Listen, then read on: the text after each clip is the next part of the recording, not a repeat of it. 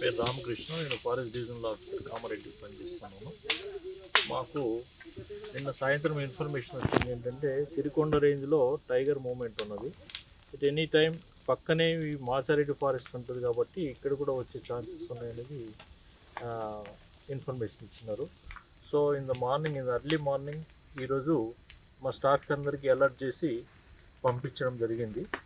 అయితే ఇక్కడ వెరిఫై చేసిన తర్వాత ఈ అటవీ ప్రాంతంలో ఈ కంపార్ట్మెంట్ నెంబర్ 540లో ఒక క్యాటిల్ని కిల్ చేసినట్టుగా గుర్తించడం జరిగింది. అయితే దాన్ని పరిశీలించిన తర్వాత మా స్టాఫ్ వచ్చేసి దాని మీద పాయిజన్ చేసిండ్రు అన్నట్టుగా ఒక అనుమానంతో మాకు ఇన్ఫర్మేషన్ ఇవ్వడం జరిగింది. వెంటనే మేము వెటర్నరీ డాక్టర్ని పిలిచి ఇక్కడ చూపించడం జరిగింది. సో ఏంటంటే ఒకవేళ పాయిజన్ చేసింటే కనుక మళ్ళీ టైగర్ ఇక్కడికి వచ్చేసి ఆ మాంసం తిని దానికి ఎఫెక్ట్ అయ్యే ఛాన్సెస్ ఉన్నాయి కాబట్టి ఇమీడియట్గా మేము ఈ క్యారకేస్ని అంటే క్యాటిల్ యొక్క కళేబరాన్ని పూర్తిగా దహనం చేయడం జరిగింది. సరే, ఇప్పుడు ఈ మనం గుర్తించారా?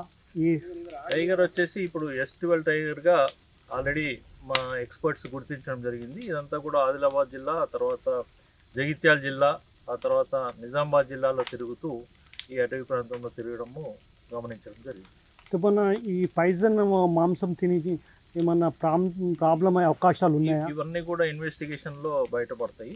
ఏంటంటే దాని యొక్క ప్రభావాన్ని బట్టి, దాని యొక్క క్వాంటిటీని బట్టి అది మనమేమి ఇప్పట్లో ఈ స్టేజ్లో మేము నిర్ధారించలేదు. సార్, వాళ్ళు ఇప్పుడు వీళ్ళు ఎవరు ఉద్దేశం మనం టైగర్ని సేవ్ చేసుకోవాలనే ఉద్దేశం కాబట్టి మొట్టమొదలు మేము ఈ కళేబరాన్ని దహనం చేయడం జరిగింది. దీన్ని డిస్పోజ్ చేసిన తర్వాత రేపు వచ్చేసి మళ్ళీ మేము ఈ అటవీ ప్రాంతంలో మొత్తము జల్లెడ పట్టేసి అసలు ఆనవాళ్ళు తెలుసుకునేందుకు ప్రయత్నం చేస్తాం. సార్, ఇప్పుడు ఈ మాంసం తీసుకుంటారా లేకుంటే వాళ్ళకి ఏమన్నా? అవన్నీ కూడా మేము ఇన్వెస్టిగేషన్లో ఉన్నది ఈ స్టేజ్లో.